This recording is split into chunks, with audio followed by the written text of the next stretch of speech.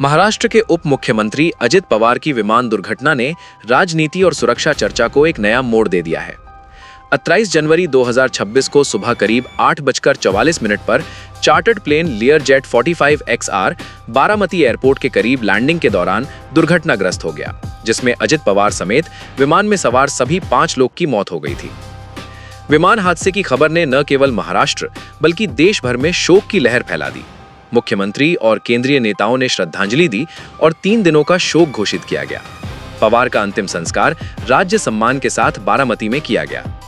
जांच की वर्तमान स्थिति। AAIB और DGCA यानी नागरिक उड्डयन महानिदेशालय की संयुक्त जांच इस समय जारी है। दुर्घटना स्थल पर पहुंचकर टीमों ने ब्लैक बॉक्स यानी फ्लाइट रिकॉर्डर को बरामद कर लिया है और उसका डेटा डिकोडिंग के लिए आगे की प्रक्रिया में भेजा गया है। नागरिक उड्डयन मंत्रालय और AAIB ने कहा है कि जांच पारदर्शी और समयबद्ध तरीके से की जा रही है और ब्लैक बॉक्स से प्राप्त डेटा दुर्घटना के अंतिम कारणों को समझने में निर्णायक होगा। हालांकि फाइनल रिपोर्ट अभी तक सार्वजनिक नहीं हुई है और जांच के अंतिम निष्कर्ष आने में कुछ और समय लग सकता है। प्राथमिक रिपोर्ट की संभावित तैयारी। हाल की मीडिया रिपोर्ट्स के अनुसार विमान क्रैश की प्राथमिक जांच रिपोर्ट में कम से कम 2 मुख्य वजहों पर ध्यान दिया जा रहा है।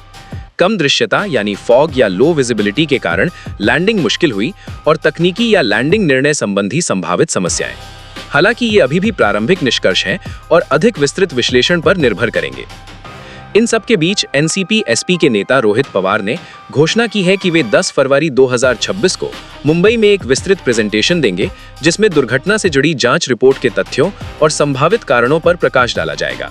ये प्रस्तुति आम जनता और राजनीतिक दलों को उपलब्ध कराई जाएगी ताकि शंकाओं और सवालों का जवाब मिल सके। राजनीति और सवाल। पावर फॉलोवर और विपक्षी नेताओं ने इस दुर्घटना को लेकर कई सवाल उठाए हैं।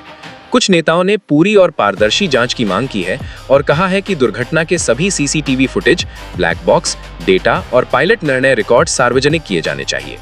इसके अलावा दुर्घटना के कुछ पहलुओं पर राजनीतिक चर्चाएं और अटकलें भी सामने आई हैं, जिनमें कुछ नेता साजिश या लापरवाही के संभावित कारणों की जांच करवाने का आग्रह कर रहे हैं। हालांकि अधिकारी इसे एक दुर्घटना मानकर जांच को आगे बढ़ा रहे हैं। आगे क्या? जांच दल ब्लैक बॉक्स डेटा और तकनीकी सबूतों का विश्लेषण कर रहे हैं।